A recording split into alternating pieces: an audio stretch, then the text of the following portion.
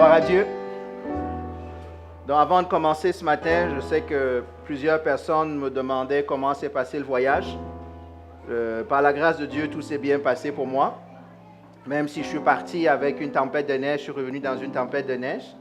Je suis arrivé à New York, il y avait une tempête de neige, on a dû annuler mon vol. Et en revenant dimanche soir, il y avait encore la tempête ici, donc mais Dieu est fidèle. Mais ce n'est pas pour moi, ce n'est pas ça qui vous intéresse, je sais, c'est l'état de santé Dr. Kwa.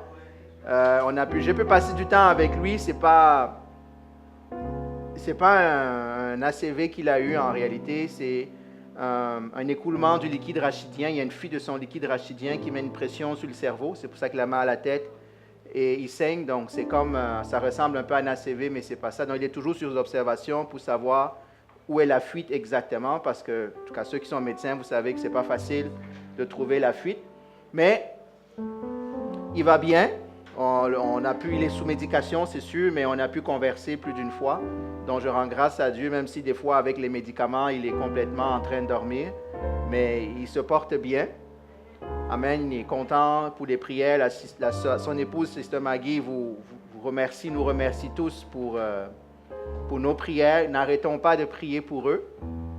Dieu a encore des miracles à faire. Et je pense que pendant ce temps-là, l'Éternel le repose aussi, repose son serviteur. Vous savez, des fois, on voit les médicaments, on voit les tubes, on voit les choses, et on ne pense on oublie que Dieu est à l'œuvre. Et un de ses neveux est venu, puis le voir, vous savez, quand on a l'habitude de voir quelqu'un énergique, mais le voir avec des tubes, avec plein de choses, puis ça rend triste. Puis tu poses la question, est-ce que tu as la foi? Il ne faut pas que tu regardes ce que les hommes voient, il faut que tu regardes ce que Dieu est en train de faire. Et je sais, nous savons, on a prié avec lui, en tout cas, moi je vais en parler un peu tout à l'heure, c'est un encouragement, mais ce sont les yeux de la foi qui nous conduisent.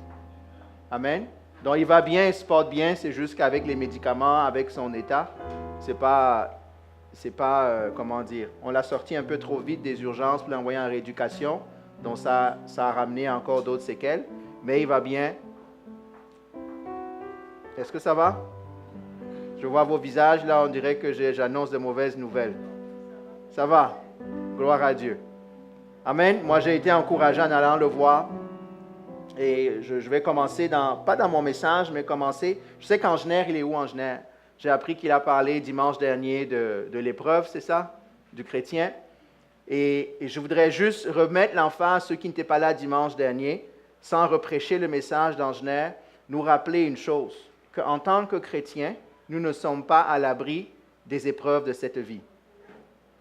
Et je pense qu'il y a un évangile qui est un peu trop facile, qui pense que lorsqu'on est en Christ, on n'a plus de problème. Je veux qu'on s'entende et je ne veux pas reprêcher le message d'Angener. Je pense qu'il a bien fait ça pour ce que j'ai entendu. Donc, il faut juste que chacun d'entre nous, on comprenne une chose. C'est que être en Christ ne nous exempte pas des épreuves des hommes. D'ailleurs, même on peut me dire que ça devient plus grave parce que là, l'ennemi nous a même sur son radar. Et ce qui peut être simple devient compliqué. Donc, il faut que vous soyez encouragés, il faut que nous soyons encouragés. La seule différence, moi je vous dis et je le redirai, qu'il y a entre un chrétien et un non-chrétien, c'est l'espérance que nous avons en Christ. C'est que nous n'affrontons pas les épreuves de la vie tout seuls. On affronte les épreuves de la vie, quelles qu'elles soient, avec le Seigneur des Seigneurs, avec le Roi des Rois, avec l'Éternel des armées, avec le Dieu guérisseur. Tout ce que vous chantez, tout ce que nous chantons, il faut que nous réalisions que c'est une réalité. Merci beaucoup, Rémi, pour cet amen bien senti. Il faut vraiment que nous réalisions qu'en Christ, nous ne sommes pas exempts des épreuves de la vie.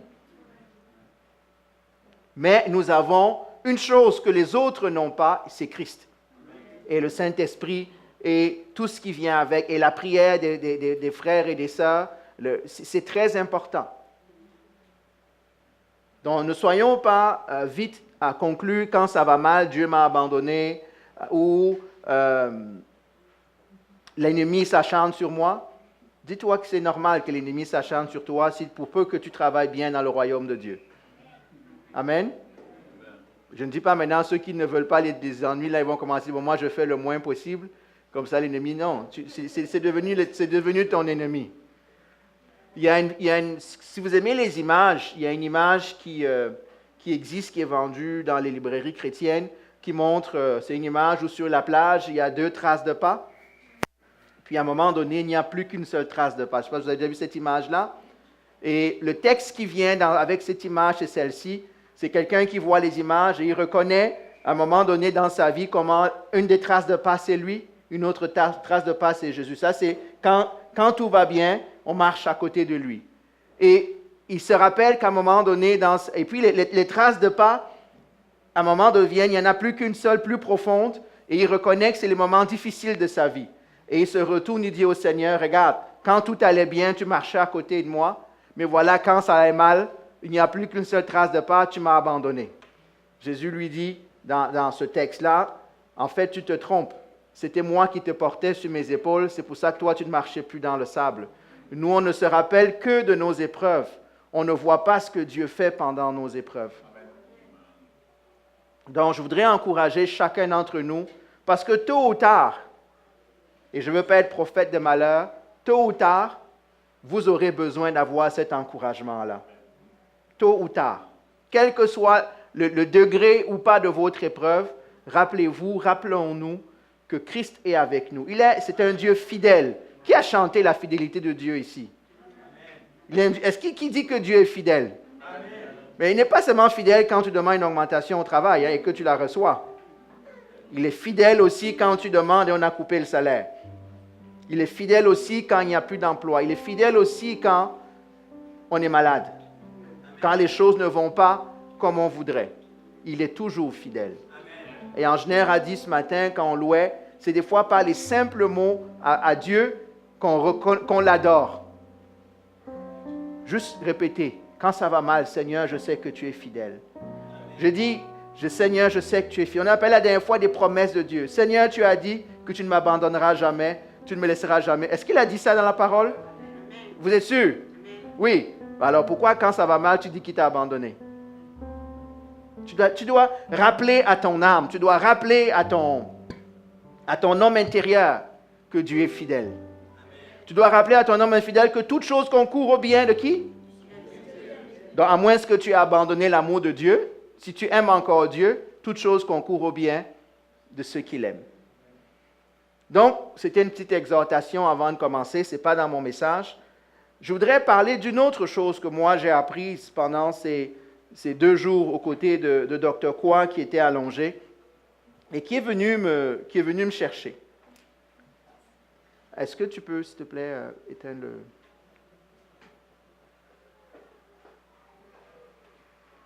Merci. Je vais d'abord lire un texte. C'est dans Galates. Ah oui, c'est vrai, tu voulais afficher les textes, c'est ça? Désolé. Je n'ai plus l'habitude. Ça fait déjà un dimanche que je ne suis pas là. J'ai perdu toutes les bonnes habitudes. Galates, chapitre 2, le verset 20. Excuse-moi, Eric.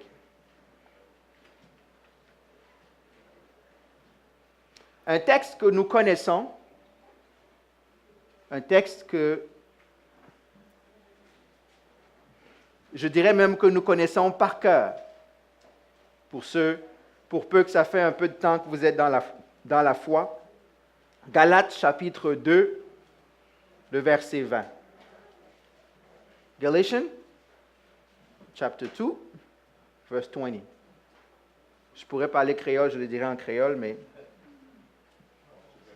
en portugais, Galatos,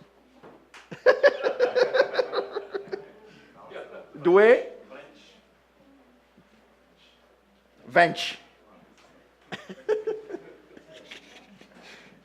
C'est pas grave. Mario, t'as entendu en portugais, non? Tout ce que j'ai dit. Voilà. Saint-Esprit traduit pour toi. Est-ce qu'on y est? Est-ce qu'on peut le lire ensemble, ce texte? J'ai été crucifié avec Christ. Ce n'est plus moi qui vis, c'est Christ qui vit en moi. Et ce que je vis maintenant dans mon corps, je le vis dans la foi au Fils de Dieu qui m'a aimé et qui s'est donné lui-même pour moi. Amen. Seigneur, je veux te bénir et te rendre grâce. Je prie que cette parole s'imprime au plus profond de notre être, Seigneur. Que pendant que nous échangeons à ce sujet, Saint-Esprit, que tu fasses ton œuvre. Dans mon cœur d'abord, dans le cœur de cette audience, de quiconque entend cette parole, Seigneur. Je prie, Seigneur, que tu me conduises encore ce matin dans ta grâce et dans ta révélation. Amen. Lorsque j'étais avec Dr. Kwa, une des choses qui m'a frappé dans les moments où on a pu parler, vous serez surpris à quel point Dr. Kwa n'a jamais parlé de sa condition. Les seules choses dont on parlait, c'était la prière, c'était lis-moi telles écritures. Hein? Vous savez comment il me dit souvent oh, thank you Jesus? Il disait thank you Jesus tout le temps. Pas une fois, je n'ai entendu de sa part un murmure de complainte. Et j'étais là 2 jours à côté de lui. Là. Pas une fois. Et voici comment ça m'a interpellé. Il y a un philosophe français qui a dit que la culture, c'est ce qui reste quand on a tout oublié. Vous connaissez ce dicton-là, ça ressemble un peu à... C'est ça? Ça ressemble quelque chose à ça. La culture, c'est ce qui reste quand on a tout oublié. Maintenant, laissez-moi paraphraser cette culture, cette phrase-là pour nous. La chrétienté, c'est ce qui reste quand on a tout perdu. La chrétienté, en nous, c'est ce qui reste quand on a tout perdu. Je vais le répéter. La chrétienté, c'est ce qui reste quand on a tout perdu. Je ne vais pas faire le cours de philosophie sur ce que veut dire la phrase que je viens tantôt, mais voici ce que je voudrais nous poser comme question ce matin. Et je me la suis posée à moi. Hein? Je me suis posée à moi. On veut être transparent, on veut être honnête les uns avec les autres. Est-ce que qu'est-ce qui reste dans ton cœur quand tu as tout perdu? Est-ce que tu vas encore dire, est-ce que je vais encore dire gloire à Dieu? Ou est-ce que je vais dire que non, finalement, la dernière couche de ma vie n'est pas Christ? Vous savez, quand on chante, sois le centre. Vous savez, on chante ça des fois? Amen. Ça veut dire quoi, sois le centre? Est-ce que ça veut dire c'est seulement le centre de ma vie ou c'est aussi le centre de mon être? Est-ce que c'est ce qui est au plus profond de mon cœur et de mon âme? Je fais exprès de prendre ce texte parce que nous le connaissons. Ce n'est plus moi qui vis. Qui a déjà cité ce texte-là? N'ayons pas peur, hein? Ça veut dire quoi en réalité? Ce n'est plus moi qui vis. Pourtant, tu vis. Pourtant, je vis. Mais c'est Christ qui vit en moi. Comment est-ce qu'on l'applique dans nos vies? Est-ce qu'on l'applique seulement de manière théorique, intellectuelle, ou est-ce que c'est une réalité, excusez la répétition, réelle au fond de notre être? Que lorsque on fouille en moi, il n'y a plus rien de moi qui vit. Il n'y a que Christ qui vit en moi. Est-ce que vous suivez la question? Et j'aimerais nous mettre au défi. Moi, ça m'a mis au défi de voir cet homme allongé, mais de ne pas se plaindre. Je vous dis, chaque fois il y a un docteur qui venait le voir, au-delà de clarifier qu'est-ce qui se passe, il va lui dire, oh, you're a good man. Oh, I love you. C'est tout ce qu'il dit. Qui travaille dans le corps médical, là? Mireille, vous avez déjà vu un patient qui passe son temps à vous dire I love you? Un comme ça. Ils sont rares, hein? Ou est-ce que nous serons le genre de personnes qui allons nous en prendre aux infirmières, au corps médical? Quand on dépend rien que des autres, aux yeux des hommes, est-ce que nous sommes encore appuyés sur Christ? Les choses qu'il me dit, La chose la plus importante, c'est de prêcher Christ. La chose la plus importante, c'est de témoigner de Christ. Puis tu le regardes, ça me faisait penser à Paul. Paul qui est au fond de la prison. Je lisais la biographie de Paul. Ils disent qu'à Rome, j'aimerais aller à Rome maintenant, pour rien que pour ça. À Rome, quand on s'en va, on voit tous les musées. On voit le Coliseum, on voit tout un tas d'artifices. Mais il dit qu'il y a un site historique que personne ne visite ou très peu visite.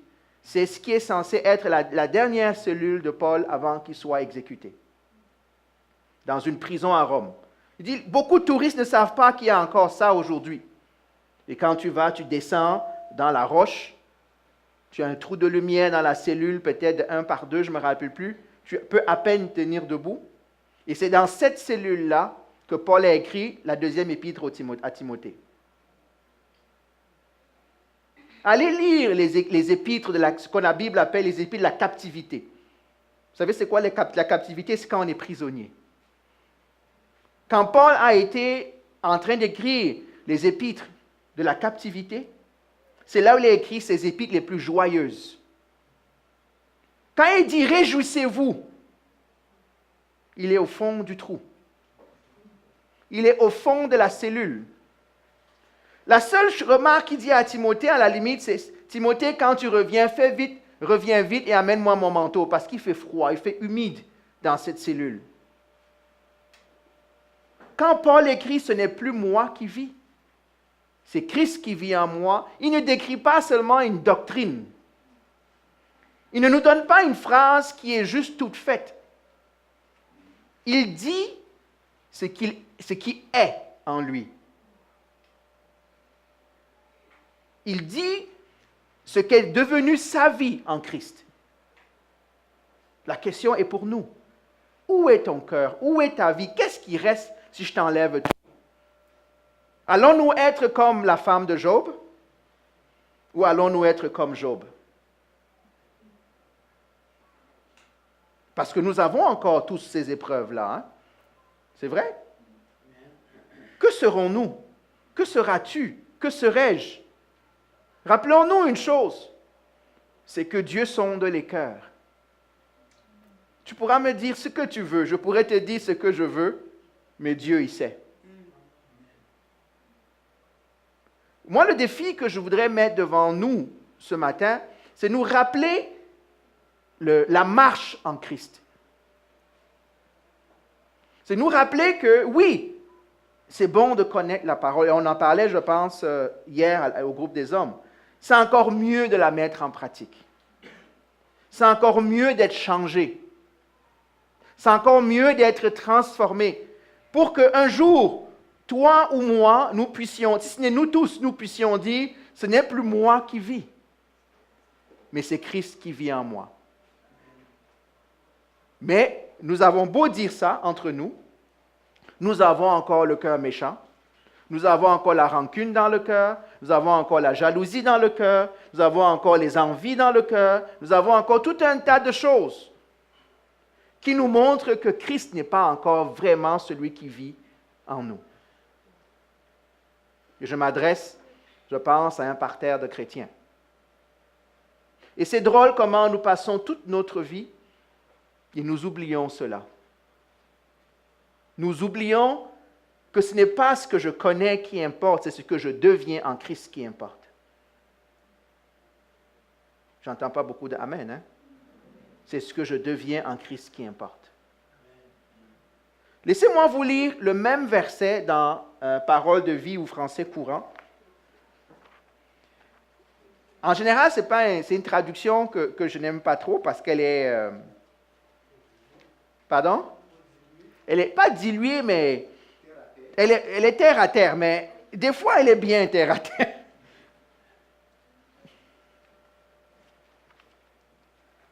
Écoutez bien.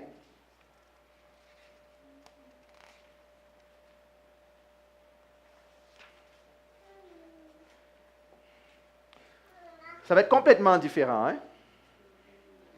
La mort de Christ en croix a été aussi la mienne. Nous, on a dit, j'ai été crucifié avec Christ. En passant, je voudrais pas, c'est même pas mon message, je suis juste en train d'introduire là. Remarquez que ça dit j'ai été, pas je suis. C'est-à-dire que le chrétien retourne 2000 ans plus tôt et s'identifie à la croix. C'est pas je suis crucifié continuellement. En grec, il y a ce qu'on appelle le présent continu qui dit je suis continuellement en train. On ne dit pas, en grec, il y a deux présents, en français aussi, mais il y a ce qu'on appelle le présent continu. C'est une action qui est présente, mais qui se répète tout le temps. Ou il y a le présent qui est un point dans le temps. J'ai été crucifié, c'est une fois pour toutes. Ça ne recommence pas. Est-ce que ça va? Donc, il dit, la mort de Christ en croix a été aussi la mienne. Je reste crucifié avec lui. Vous voyez qu'on est loin de juste deux phrases là. Donc, la mort de Christ en moi a été la mienne. Je reste crucifié avec lui. Et si je continue à vivre, ce n'est plus mon ancien moi qui est à l'œuvre. Je répète. Et si je continue à vivre, ce n'est plus mon ancien moi qui est à l'œuvre, c'est le Christ vivant qui agit et reproduit sa vie en moi. Elle est bonne, hein? Elle est bonne, hein? Je répète. Et si je continue à vivre, ce n'est plus mon ancien moi. Oh, il y a beaucoup d'anciens moi encore dans nos cœurs, hein? The old me. N'importe comment ils sont trois, hein? Me, myself and I. Dans le temps où vous finissez les trois, là, ça prend du temps. Il dit, ce n'est plus mon ancien moi qui est à l'œuvre, c'est le Christ vivant qui agit et, écoutez le verbe, reproduit sa vie en moi. C'est-à-dire qu'il grandit. Le reste de mon existence sur cette terre est une vie vécue dans la foi au Fils de Dieu qui m'a aimé jusqu'à mourir pour moi. Est-ce que dans nos cœurs, la vie du Christ vivant agit et se reproduit? Ou est-ce que nous sommes encore des chrétiens qui vivent où l'ancien moi n'est pas ancien, si ancien que ça? Il a encore un peu trop d'actualité. Trouvez-vous une traduction? Des fois, c'est intéressant. I think in English it would be New Living Translation. Je répète. Si ça, c'est mon introduction, j'aimerais nous rappeler une chose. Un des prochains enseignements que je vais faire, c'est sur le jugement des chrétiens. On va parler des jugements des hommes. OK? Et vous allez voir comment c'est important. Quel est mon but? Quand je veux me présenter devant Christ à la fin de ma vie, qu'est-ce que je vais présenter? Ma participation à l'Église? Mon chant à la chorale? Qu'est-ce que je vais présenter comme offrande à mon roi et à mon Seigneur? Est-ce que ce sera le nombre de prédications que j'aurai faites? Est-ce que ce sera le nombre de chants que j'aurai fait? Est-ce que ce sera le nombre de fois où j'ai joué à la guitare ou au piano? Est-ce que ce sera le nombre de fois où j'aurai... Je ne sais aucune idée. Est-ce que ce sera ma connaissance par cœur des Écritures? J'aimerais nous challenger. On en parle beaucoup ces temps-ci, je rends grâce à Dieu qui nous ramène dessus. On parle de chrétiens charnels et chrétiens spirituels. Vous vous rappelez, on en a parlé un peu. C'est important de ne pas se perdre. C'est important de comprendre certaines choses dans les Écritures. Je vais rester dans Galates, parce que Galates, l'épître aux Galates est une épître qui est intéressante. Si vous ne l'avez pas encore lu, allez la lire et lisez le contexte derrière. Voici l'histoire de l'épître aux Galates. L'église de Galatie, c'est une église que Paul a fondée. Paul vient et il prêche l'Évangile. Mais quelque temps après, des gens viennent et disent que non, tu ne peux être vraiment chrétien, il faut que tu reviennes comme dans l'Ancien Testament. Est-ce que ça va? Que tu reviennes vivre selon la loi. Et Paul écrit cette lettre-là pour expliquer c'est quoi la véritable vie en Christ. Il va d'ailleurs dire aux Galates, vous qui avez commencé dans l'esprit, voulez-vous finir dans la chair? C'est quoi commencer dans l'esprit? C'est commencer par les principes spirituels de Dieu. Et finir la chair, ça veut dire quoi? Ça veut dire finir en satisfaisant le moi. Vivre selon la loi, vivre selon des règles. Première chose que je vais lire au début, c'est Galates 1, les versets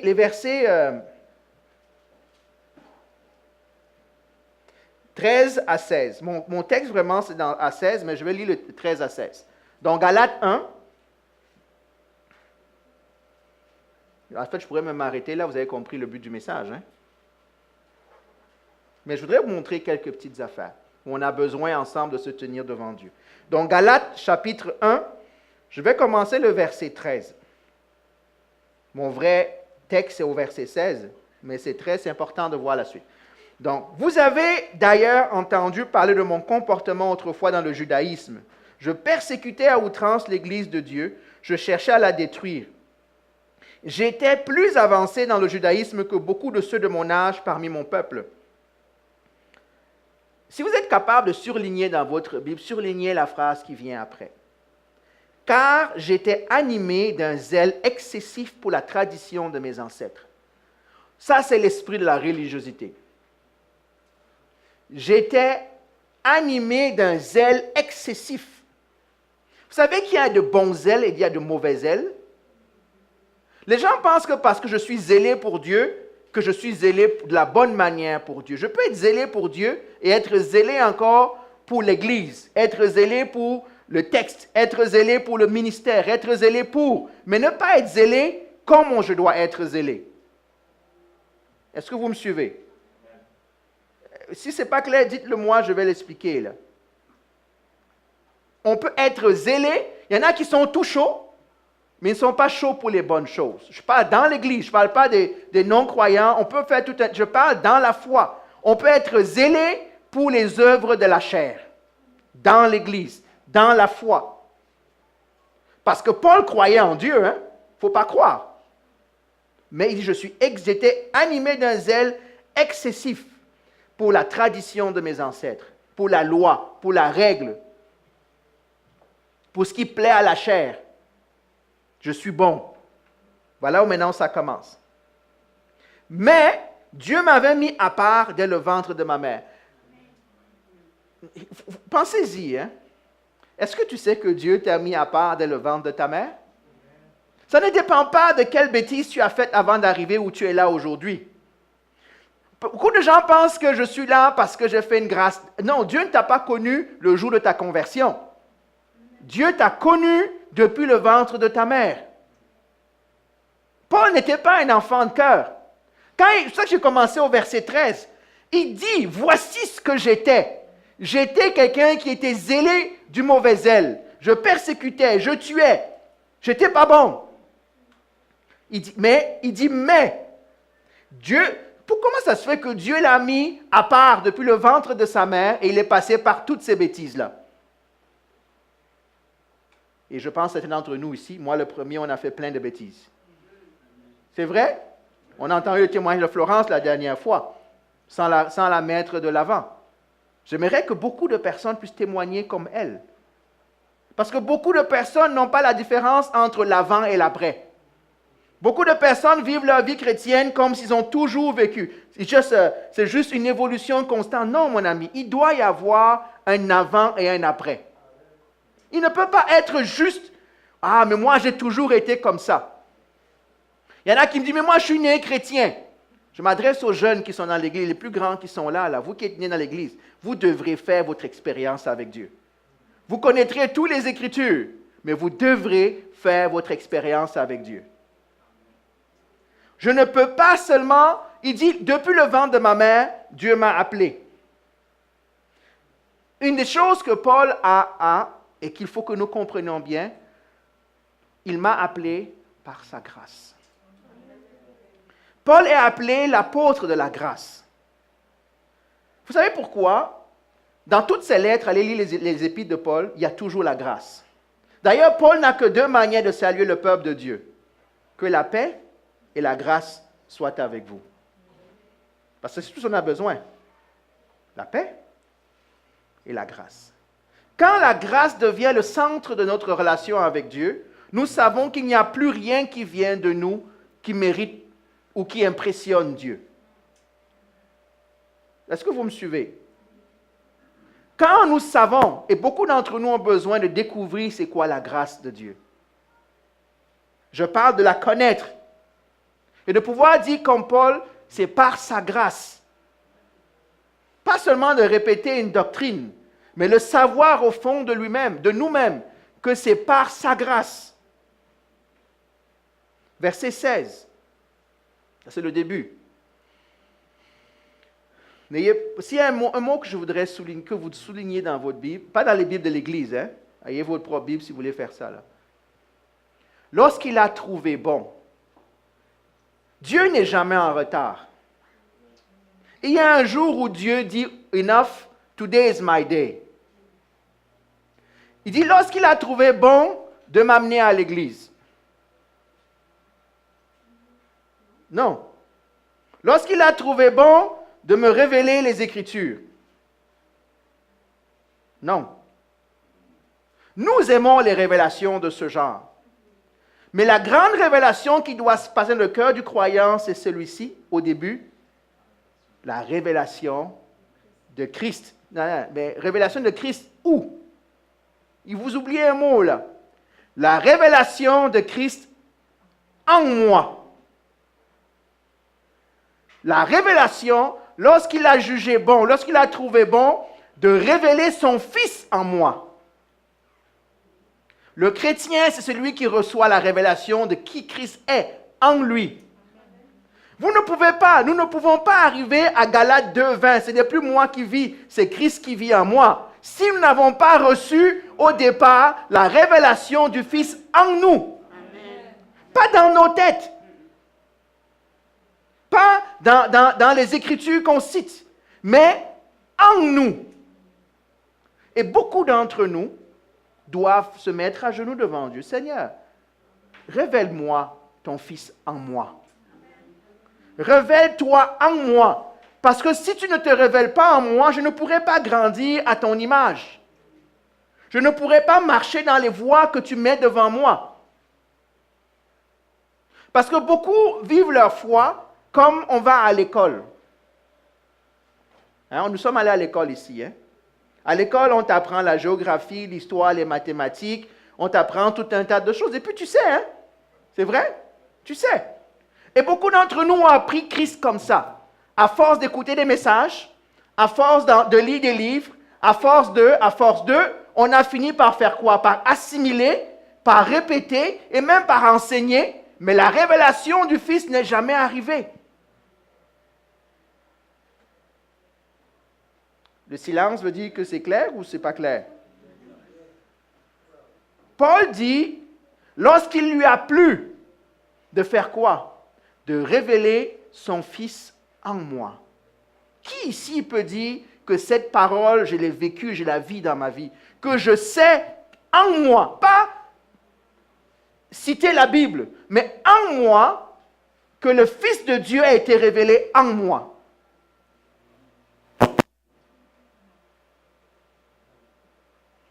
Que le Fils de Dieu a été... C'est ça qu'on doit chercher. Seigneur, révèle-toi en moi. Seigneur, révèle-toi en moi. Seigneur, révèle-toi en moi. C'est ça le point de départ d'une vie transformée. Parce que si c'est juste une réformation de notre pensée, c'est juste une réformation de notre code vestimentaire, nous avons juste changé de club.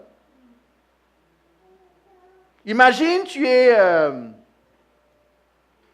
informaticien, tu programmes. Tu t'en vas dans une entreprise, on te dit ici, le code vestimentaire, c'est ça. Ben, tu t'habilles en jean, tu t'habilles, tu relaxes. Un jour, tu changes de travail, tu deviens boss. Tu ne viens plus en jean. On te dit maintenant, tu fais quoi? Tu dois porter le costume, la cravate, parce que tu rencontres des clients. Mais beaucoup d'entre nous, leur vie chrétienne, c'est comme ça. On a juste changé l'extérieur de notre vie. On s'est juste adapté au langage. On s'est juste adapté à la manière d'être des chrétiens. Des fois, on va me dire, ah, mais un chrétien, ça ne se maquille pas. Ah, un chrétien, ça ne porte pas des chaussures comme ça. Un chrétien, ça ne fait pas ceci. Un chrétien, ça ne se coiffe pas comme ça. Peut-être. Mais ça ne vient pas d'une révélation du Fils de Dieu en nous. Ça devient quoi? Le zèle excessif pour la tradition des hommes. Est-ce que vous me suivez? Moi, j'ai vu des gens qui disent, oui, mais je ne comprends pas, dans ton église, les femmes ne portent pas le foulard. Il faut porter le foulard. OK, admettons. Est-ce que ça t'a rapproché de Dieu ou pas? Est-ce que ta vie m'incite à porter le foulard ou pas? Ou tu viens juste me juger parce que je n'ai pas le même code vestimentaire que toi tu as. Est-ce qu'à la fin de ma vie, ce qui va importer, c'est le code vestimentaire? D'ailleurs, quand nous irons dans le tombeau, l'habit va faire quoi? Est-ce qu'il va au ciel, notre habit? Il fait quoi?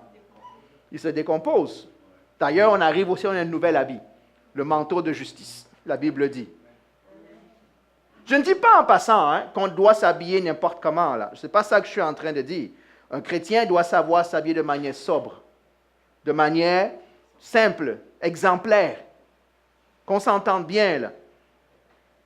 On ne suit pas les standards et les modes du monde là-dehors.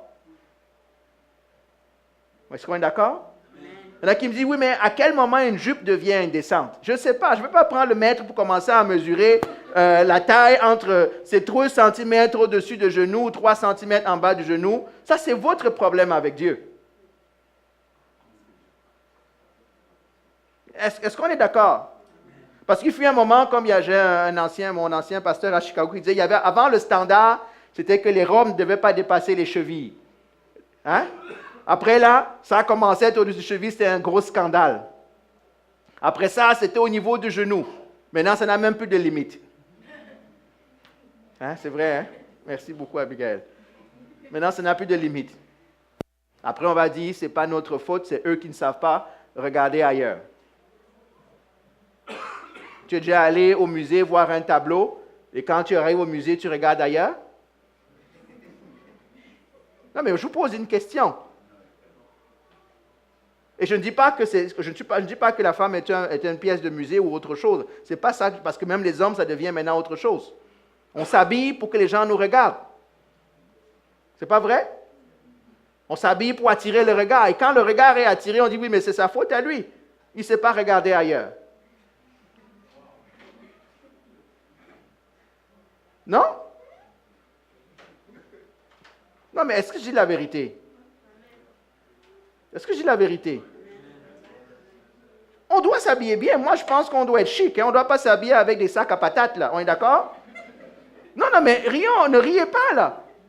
Être chrétien, ça ne veut pas dire ressembler à un SDF, là, à moins que c'est comme ça que Dieu t'a appelé et que c'est comme ça où Dieu te met. Il n'y a pas de problème. Mais on doit s'habiller proprement. On doit sentir bon. On doit être... On est d'accord? Mais il y a une différence entre être correct et être à la mode et être tendance, là. Anyway, je suis en train de m'éloigner mon sujet. Lorsqu'il a trouvé bon de se révéler, de révéler son Fils en moi, moi je pense que la marche avec Christ, c'est quand le noyau de notre être, l'atome de notre être commence à changer à l'image de Christ. C'est un changement qui est intérieur. Rappelez-vous, la culture, c'est ce qui reste quand on a tout oublié. La chrétienté, c'est ce qui reste quand on a tout perdu. Quand on te dépouille, la parole de Dieu dit ceci dans Proverbe, le fou. Il dit, si tu prends un mortier, tu prends un pilon, vous savez de quoi on parle ici? Le mortier et le pilon, et que tu mets le fou ou l'insensé dans le mortier et que tu commences à le piler, quand on pile, qu'est-ce qui se passe?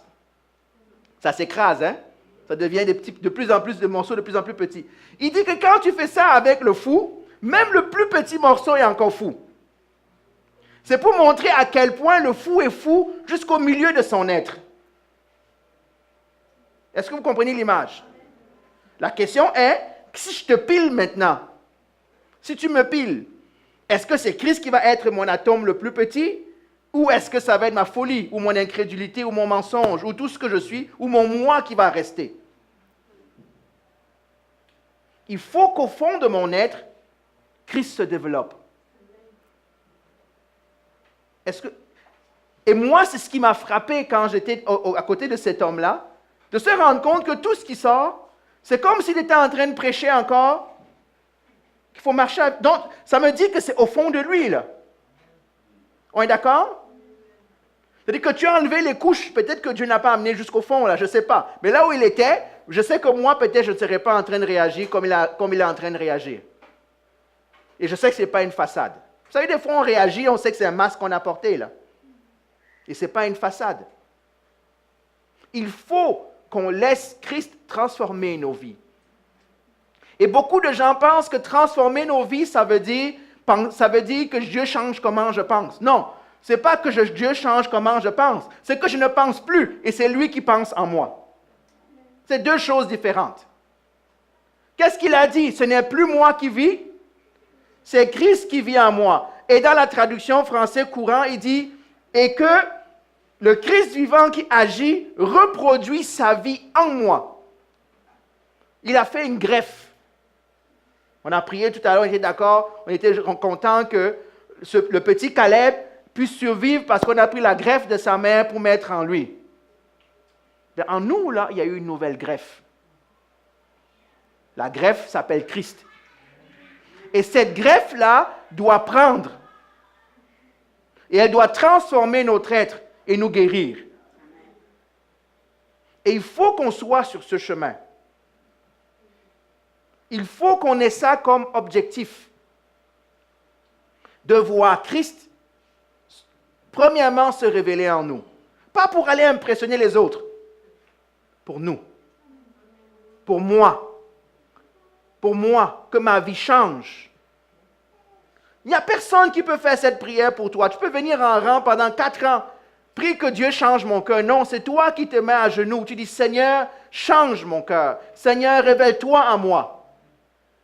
Parce qu'en passant, c'est ta vie qui va changer.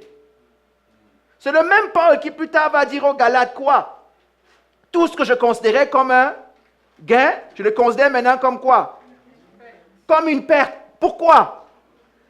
À cause de l'excellence de la connaissance de Christ. Pas à cause des bénédictions de Dieu. Pas à cause de la deuxième voiture que je vais recevoir. Pas à cause de la femme que Dieu va me donner. À cause de l'excellence de la connaissance de Christ. Je considère toute chose comme une perte. Ça, il n'y a personne qui peut dire perds tout pour gagner Christ. C'est toi qui vas avoir à le faire. C'est moi qui vais avoir à le faire pour moi. On peut marcher ensemble. On peut supporter les uns les autres. Mais notre mandat, c'est ça. C'est de réaliser que la marche avec Dieu, ça va vers ça. Et qu'un jour, nous serons devant l'Éternel et nous posera la même question. Qu'est-ce que tu as fait de ta vie? Où est-ce que tu es rendu? Qu'est-ce que tu as fait? Je vais lire mon dernier texte.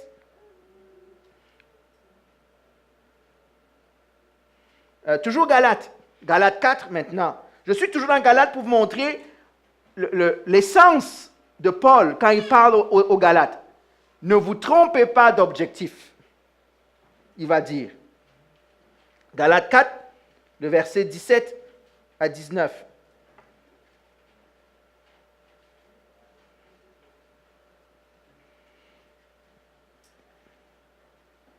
Galates 4, 17 à 19.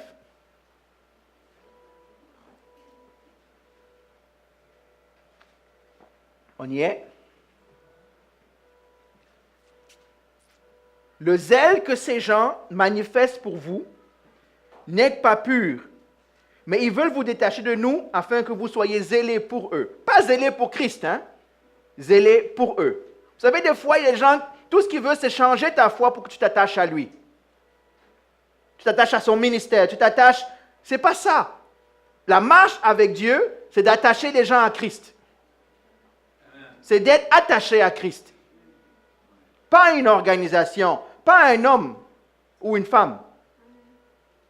Il est beau d'avoir constamment du zèle pour ce qui est bien, et pas seulement quand je suis présent parmi vous. Mais voici ce qui m'intéresse, le verset 19. Écoutez le cri de cœur de Paul. Écoutez le cri de cœur de Paul. Mes enfants, il devient un père ici, hein?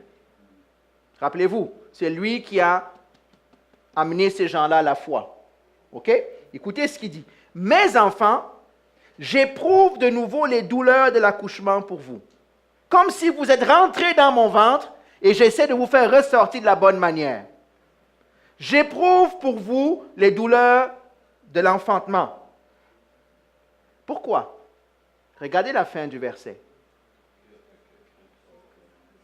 Jusqu'à ce que Christ soit formé en vous. Le mandat, là, il n'y en a pas d'autre. Le mandat pour toi, pour moi, pour quiconque, pour le groupe, pour quiconque, c'est de laisser Christ être formé en nous. D'ailleurs, la maturité, vous allez dans Éphésiens au chapitre 4, vous allez dans plein des Écritures, le but c'est d'amener le chrétien à l'état d'adulte. La maturité, c'est Christ en nous. Hein, Paul dit quoi aux Corinthiens? Nous sommes transformés quoi? De gloire en gloire. Comment? À l'image de son Fils. C'est ça le mandat. C'est ça que Christ fait dans notre vie. Afin que ce n'est plus moi qui vive, mais c'est Christ qui vive en moi. Paul dit, j'éprouve les douleurs. Parce que qu'une vie soit transformée pour que Christ grandisse. Et si vous étiez là vendredi à la prière, on a bien parlé du progrès, qu'on doit faire des progrès dans la foi. Jusqu'à ce que Christ soit formé en vous. Ici, là, ce n'est pas jusqu'à ce que vous sachiez qui Christ est. Hein? Est-ce qu'on est d'accord? Vous êtes d'accord? C'est quoi? Jusqu'à ce que Christ soit formé. Comment il s'appelle? La Bible amplifiée va dire molded. Jusqu'à ce que Christ soit moulé en nous. Que nous soyons changés, transformés. Que Christ soit en nous. Je vais prendre encore cette version ici.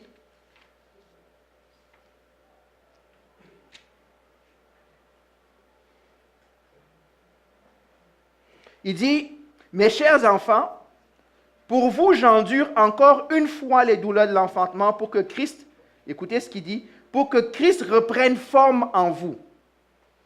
Parce que tout à coup, avec le mauvais enseignement et les mauvaises choses qu'ils ont commencé à suivre, le Christ qui avait été formé en eux a commencé à être déformé. C'est comme vous avez planté une graine, si vous avez fait des fois le jardinage, plantez une graine, la tige commence à sortir, vous mettez un tuteur pour qu'elle reste droite. Et là, tout à coup, vous enlevez le tuteur parce que vous dites, c'est bon, maintenant, elle va s'en sortir toute seule. Et là, tout à coup, la tige commence à... Qu'est-ce que vous faites? Il faut revenir avec une tige. Paul dit ceci. Pour que Christ reprenne forme en vous, je souffre jusqu'à ce que vous soyez parvenus à une parfaite ressemblance avec Christ. Qui voudrait ressembler à Christ? Mais pour ça, c'est une autre marche, les amis. C'est une autre marche. C'est un autre désir dans notre cœur. Que ceux qui ont levé la main, rappelez-vous que vous avez levé cette main. Et que ta prière, ce n'est pas Seigneur, bénis-moi. C'est Seigneur, je veux te ressembler. Je ne dis pas qu'on ne doit pas prier parce qu'on n'a pas les problèmes au travail, on prie pour ça. Mais le fond de ma prière, c'est Seigneur, je veux te ressembler. Seigneur, sois formé en moi. Seigneur, donne-moi une plus grande... Révèle-toi encore plus en moi. Pas seulement dans ma tête. Pour que quand ça va être le moment difficile, si c'est Christ qui est en moi, c'est qui va réagir? C'est Christ. Afin que je puisse dire comme Galates 2:20, ce n'est plus moi qui vis, c'est Christ qui vit en moi. Que ce ne soit pas seulement un chant théorique. Il y a un chant quand on était jeunes chrétiens qui disait « Te ressembler, Seigneur, c'est mon espoir suprême. » Vous connaissez ce chant-là? C'est ça, c'est un chant. Seigneur, te ressembler, c'est mon espoir suprême. Penser, agir, aimer comme toi. La réalité de la marche en Christ, c'est celle-là. Se laisser... Des fois, nous sommes tellement préoccupés par les choses extérieures. Et quand j'ai des choses, il y a de bonnes choses extérieures, je parle de l'efficacité de notre ministère, l'efficacité de comment Dieu nous utilise. Mais on oublie que ce n'est pas l'efficacité de comment Dieu me rend efficace qui importe. Parce qu'à un moment donné, si Christ n'est pas formé en moi, j'aurai mes propres limites. C'est vrai ça? C'est vrai? Et Christ n'a pas de limite. Dieu va t'amener à aimer. Mais si c'est juste toi qui aimes, c'est sûr qu'à un moment donné, ce que tu n'aimais pas avant ou ceux que tu n'aimais pas avant, tu vas commencer à les aimer. C'est vrai? Par obéissance à Dieu. Mais à un moment donné, ton propre amour va arrêter, ça va plafonner. C'est là où tu as besoin de quoi? Plus ton amour, de l'amour de Dieu en toi, donc de Christ en toi. Tu as besoin de gérer les situations plus par toi. Je reprends Galates 2:20 dans cette traduction.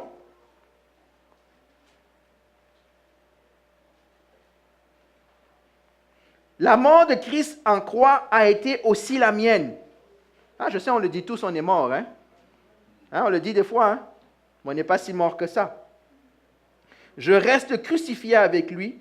Et si je continue à vivre, ce n'est plus mon ancien moi qui est à l'œuvre.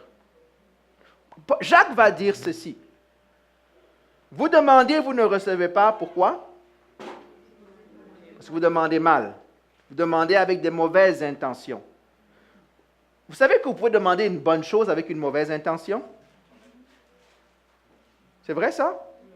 Tu peux demander une très bonne chose, mais avec une mauvaise intention. Et même légitime, comme dit mon frère. Tu as même peut-être le droit de demander ça. Mais c'est une mauvaise intention. C'est encore le moi qui veut prendre le dessus. Est-ce que tu connais tes motivations quand tu pries? Est-ce que tu as déjà demandé au Seigneur, montre-moi mes motivations? Il faut. Je vous dis la vérité, il faut sonder son cœur. Si toi, tu ne sondes pas ton cœur, qui va sonder ton cœur pour toi? Tu attends que Dieu donne une parole de connaissance à quelqu'un qui vient t'exposer en public? Je vous pose la question, là. On veut les dons de l'esprit, hein? C'est quoi une parole de connaissance? C'est quoi la différence entre une parole de connaissance et une prophétie? Une prophétie prédit l'avenir. Une parole de connaissance dit ce qui est. Et des fois, Dieu est obligé de nous confondre par une parole de connaissance de quelqu'un qui ne nous connaît pas pour que tout à coup, on sonde son cœur. C'est vrai ça? Et pourtant, nous sommes avec Dieu tous les jours dans la prière. Des fois, osons, parce que je ne m'exclus pas. Osons dire à Dieu, show me my heart. Show me my intentions. Montre-moi mon cœur. Parce que c'est ça qui doit changer. La Bible dit que quand le méchant te donne à manger, il peut être en train de sourire. Hein? Est-ce qu'il fait une bonne action? Oui, tu es béni, tu manges et tu as faim, tu n'as plus faim. Mais il dit, fais attention à ton merci. C'est du poison. Tu peux faire une bonne chose et avoir le poison dans le cœur. Des fois, tu n'es même pas conscient de ça. Parce que tu veux peut-être un avantage. Tu veux peut-être que quelqu'un... Tu es en train de manipuler en arrière. C'est tellement partie de ta nature que tu manipules. Si tu ne fais pas attention, tu dis, Seigneur, est-ce que je parle à quelqu'un là? Il faut écouter son cœur. Écouter ce que l'esprit... C'est une bataille, hein? C'est une bataille. Tu peux être dans le métro... Le Seigneur te dit, lève-toi, laisse quelqu'un s'asseoir. Là, tu trouves toutes les raisons. Seigneur, je suis fatigué, je suis malade. Ah, mais non, lui, il n'a pas le droit. Lui, il n'est pas plus vieux que moi. Elle n'est pas plus vieille que moi. Ce n'est pas une personne âgée. Pourquoi je dois me lever? Tu es en train de te battre avec ton moi. Si tu as la parole qui dit, lève-toi et laisse la personne s'asseoir, obéis. Oui, mais Seigneur, le métro est serré. Si je me tiens debout là maintenant, je vais me tenir debout où? Elle est tenue debout où? Est-ce qu'on a ces batailles dans nos cœurs? Oui. Commençons à les obéir. Commençons. On n'est pas épargné par ça. Si nous voulons arriver à dire que ce n'est plus Christ qui vit, c'est plus moi qui vis, c'est Christ qui vit en moi, il faut qu'on laisse l'Esprit de Dieu, il faut qu'on laisse Christ vraiment se former en nous. Il va nous faire des choses bizarres, étranges. étrange. Tu vas dire, arrière de moi, Satan. Non, non, c'est juste Dieu qui te dit, fais ce que je te demande. Et si je continue à vivre, ce n'est plus mon ancien moi qui est à l'œuvre. Laissez-moi nous dire, on en parlera peut-être la semaine prochaine, dès la semaine ou bientôt. Le moi et les œuvres du moi seront jugées. Je répète, le moi et les œuvres du moi seront jugées. Et elles seront condamnées. Vous voulez que je répète? Les œuvres du... Je parle du chrétien, je ne parle pas du non-chrétien, là. Le non-chrétien, il n'y a pas de salut. Mais les œuvres du moi, du chrétien, seront jugées. Et elles seront condamnées. Jugées et condamnées. Il dit, ce n'est plus mon ancien moi qui est à l'œuvre. C'est le Christ vivant qui agit et reproduit sa vie en moi. Il faut que je prie avec cette version la semaine prochaine. Seigneur, reproduis ta vie en moi. Ce n'est plus ma vie naturelle que je veux, Seigneur. Moi, des fois, je prie comme ça, je dis, Seigneur, je veux mourir. Non, non, Isaiah, tu comprends au mauvais degré. Seigneur, je veux mourir à cette vie, je veux vivre à ta vie. C'est ça la prière. Des fois, je prie, je dis, Seigneur, que je meure à moi et que je vive à toi. Seigneur, que je meure à moi. Et je ne suis pas meilleur que vous, hein? Oui. Tantôt, tu as dit, quand on va en haut, c'est Seigneur, je dis, qu'est-ce que tu as fait de ta vie? Oui. C'est quoi la réponse? Est-ce que tu as fait des œuvres? Tu n'auras pas de réponse. Ta vie va défiler sur un tableau et toi-même, tu vas voir ce que tu as fait de ta vie. Oui, puis le Seigneur, il va regarder ce que tu vas faire après. Mais non, on va en parler la semaine prochaine ou dans les prochaines semaines. Beaucoup de gens pensent que nous vivons sur terre, on est en Christ là, et quand on va mourir, c'est fini là. Non. Il y a des jugements de chrétiens. Hein? La Bible dit ceci, juste pour vous commencer à vous mettre des teasers, allez lire. Si les premiers à être jugés sont les chrétiens, encore plus forte raison sera le jugement des impies. Vous connaissez cette parole-là? Oui. Il dit, si le jugement commence par la maison, quel sera le sort de ceux qui seront jugés hors de la maison? Pensez-y. On sera jugé dans la maison. On sera jugé. La Bible dit, certains d'entre nous seront sauvés au travers du feu. C'est vrai? Certains d'entre nous, il y a des choses, la Bible dit que nos œuvres vont passer au feu.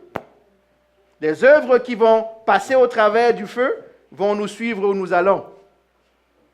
Mais les œuvres qui vont rester dans le feu, il n'y a que nous qui allons sortir du feu. Je sais qu'il y en a qui vont dire être SDF au ciel, c'est mieux qu'être Premier ministre en enfer. Je sais. Je sais, c'est ce que beaucoup de gens pensent.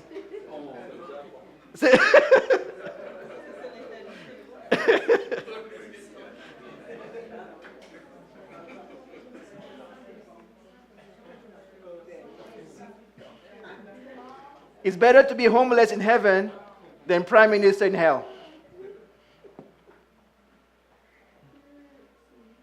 La question que nous avons ce matin est celle-ci. Qu'est-ce qui te reste si on t'enlève tout? Est-ce que c'est Christ qui va rester? Serons-nous comme Job? Dieu donne et Dieu reprend. Béni soit son nom. Hein? Nous, on dira, Dieu donne, Dieu reprend. Seigneur, pourquoi j'ai bâti toute ma vie à te suivre? On va faire comme la femme de Job. On va le maudire. On va dire, tout ça n'a servi à rien, Seigneur, de te servir. La preuve. Psaume 73. Seigneur, quand j'ai commencé à contempler les voies de l'impie, je commençais à me dire, pourquoi je te suis? Puisque lui, il est gras, sa vie va bien, il est de l'embonpoint. Moi, je marche avec toi et je souffre. Connaissez ce psaume-là? Allez le lire. Il dit, gloire à Dieu, c'est quand tu m'as amené dans ta maison que j'ai compris la différence, que l'impie est sur un sol glissant, il ne se relève plus. Je te rends grâce de ce que tu me tiens par la main et que j'ai été insensé en penser comme ça. Il y en a qui sont dans la foi juste pour les bénédictions. Ça fait plein de ministères, les ministères de bénédiction. Mais ça ne fait pas des chrétiens. Mais c'est quoi différent? On en parle. Mardi à l'étude biblique, Patricia aura du travail. Si ce n'est pas clair, là, je vous invite à sonder les Écritures. C'est correct. Ça ne me dérange pas, Rémi. Je préfère qu'on réagisse comme ça pour montrer qu'il y a des choses à expliquer que de faire comme si c'est clair et tout à coup on vit comme si on sort d'ici, ça n'a pas changé ce qu'on a pensé avant de rentrer. Je préfère. Rémi, merci. On est d'accord. Moi, ça ne me dérange pas. Mais je vous dis, Dieu n'est pas mort, Christ n'est pas mort à la croix pour nous bénir. Ne confondez pas les effets secondaires du salut, de la marche avec Dieu, avec la raison première de la marche avec Dieu. Je vous dis, vous ne pourrez pas dire, je ne pourrai pas dire que je ne sais pas. Cette date est marquée dans l'histoire de votre vie. Je vous dis, on est là pour se mettre la responsabilité, là. Elle est marquée dans l'histoire de votre vie. Vous ne pouvez pas dire, je ne pourrais pas dire, je ne savais pas. Dieu dira, c'est même toi qui l'as dit, écoute ta prédication ce jour-là. Ce n'est pas ça, les amis. Moi, voir cet homme couché, cet homme entubé, et les seuls mots qui sortaient de sa bouche, c'était « Bless the Lord. Thank you, Jesus. I love you. » Tu dis, Seigneur, si moi j'étais à sa place, avec tout ce que je sais que cet homme fait, aurais-je dit, Seigneur, je ne comprends pas. Je ne dors pas parce que je prie, je ne dors pas parce que je jeûne, je ne fais pas ceci, je me prive, je n'ai même plus d'amis. Oh, on se moque de moi à l'école, on fait ceci, et voilà que je suis dans une chambre comme n'importe qui.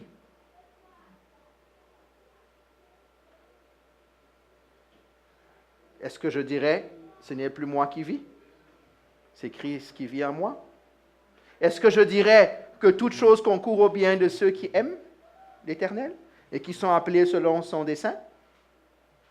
Ou prendrais-je la robe de Madame Job, du Seigneur, laisse-moi tranquille et laisse-moi mourir? Il y a des chrétiens qui disent tout ce qu'ils veulent, c'est mourir. Ils ont hâte que Christ revienne pour qu'il meure.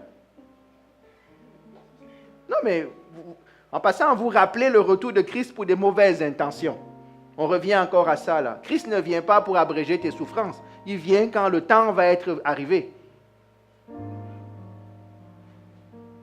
J'espère que Dieu parle à quelques-uns parmi nous ce matin. J'espère que nous réalisons.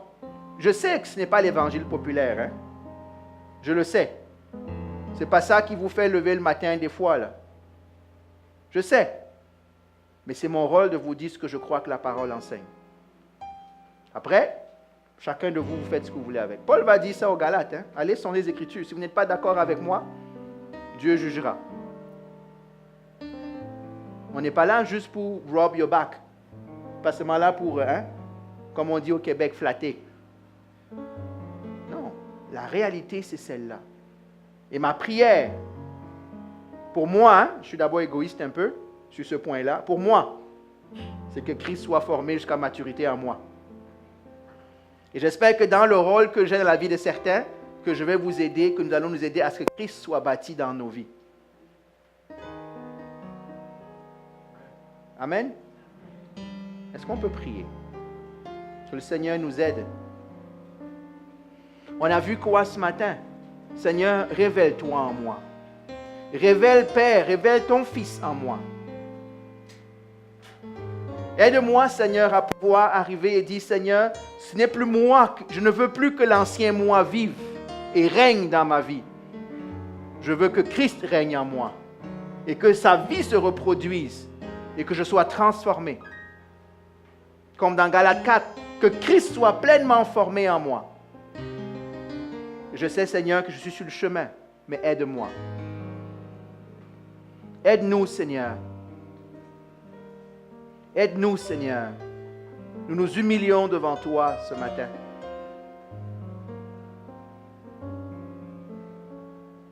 Regarde les cœurs de ton peuple. Regarde mon cœur. Père, ma prière, c'est que pour moi, pour ma famille spirituelle, pour ton peuple, que nous ayons cette révélation de Christ en nous. Pas dans nos têtes, pas dans nos bouches, mais en nous, Seigneur. Beaucoup parmi nous ont besoin de t'ouvrir leur cœur, Seigneur, pas seulement leur tête.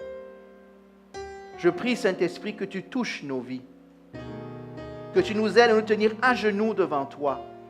Et comme Paul a dit, que dans ta grâce, tu révèles ton Fils en nous. Et que cette révélation grandisse et que Christ soit formé en nous, Seigneur.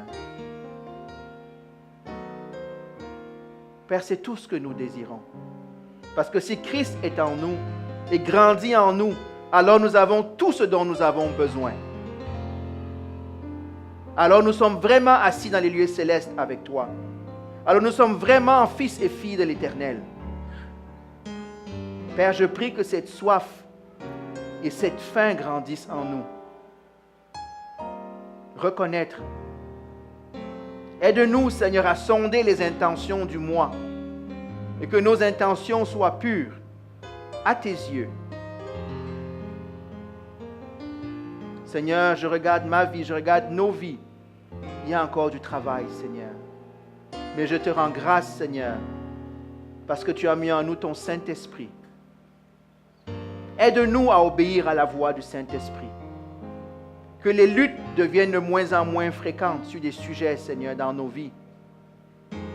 Que nous te laissions toute la place. Nous voulons, Seigneur, t'obéir et avoir une récompense. Mais nous avons déjà eu la récompense et Christ en nous. Nous ne voulons pas être comme un insensé, Seigneur, la parole dit. Comme un cheval qu'on doit brider pour l'amener à tourner à gauche ou à droite. Mais nous voulons volontairement nous remettre entre tes mains. Nous voulons volontairement prier et dire, Seigneur, sonde nos cœurs. Change nos cœurs. Brise nos cœurs. Afin que Christ prenne son envol dans nos vies. Afin que la vie de Christ s'enracine et nous transforme. Seigneur, il n'y a rien de nouveau dans cet évangile. Comme Paul a dit aux Galates, aide-nous, Seigneur. Pardonne si des fois nous avons oublié cela. Pardonne si nous avons mal enseigné ta parole. Pardonne, Seigneur, si nous avons prêché un évangile de facilité, un évangile de bénédiction seulement, extérieure ou mondaine, mais sans transformation. Père, que des exemples comme Job, comme Paul, comme Dr. Croix ou toute autre personne dans l'histoire autour de nous, nous inspirent à ce que nos vies deviennent plus réelles en toi. Pour ne pas dire ta vie devienne plus réelle en nous, Seigneur. Père, nous prions et nous nous humilions devant toi. Sonde nos cœurs. Sonde nos cœurs. Te ressembler, Seigneur, c'est mon désir suprême. Penser, agir, aimer, toujours plus comme toi, Seigneur, comme dit ce chant. Nous voici, Seigneur. Seigneur, que ton Saint-Esprit fasse son œuvre de conviction dans nos cœurs. Nous avons beau nous agiter, Seigneur, nous ne pouvons même pas changer nos propres vies, Seigneur. C'est pour ça que nous implorons ta grâce. Nous implorons ta grâce. Que ce que nous avons entendu aujourd'hui devienne réma dans nos vies, devienne une réalité dans nos vies. Et que cette graine que tu as semée dans nos vies, peut-être pour la première fois pour certains, devienne, Seigneur, un arbre, Seigneur.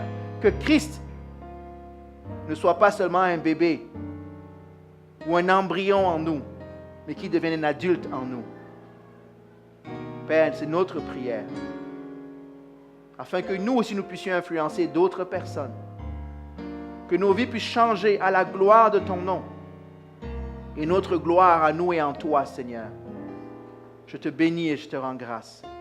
Je te bénis et je te glorifie, Seigneur Jésus. Merci, Père. Nous voulons prier pour ton serviteur qui est couché à l'hôpital ce moment, Seigneur. Sois avec lui, Seigneur. Touche-le. Touche-le. Touche sa famille, sa femme, Seigneur, ses enfants, Seigneur. Bénis-le, Seigneur. Que Christ grandisse encore en lui, Seigneur. Merci pour ce corps médical. Nous nous réjouissons de ce que tu es leur Dieu, que tu sois son Dieu, inébranlable. Comme a dit ce cantique qu'on a chanté, You are God alone. Toi seul es Dieu, tu ne changes pas. Ta parole ne change pas. Tes attentes envers nous ne changent pas. Parce que toi, tu es fidèle. Ton action ne change pas. Ton amour ne change pas. Ton œuvre ne change pas. Nous te disons, oui, nous voici, Seigneur. Et agis, Père, dans ta grâce et dans ta miséricorde. Dans ta grâce et dans ta miséricorde.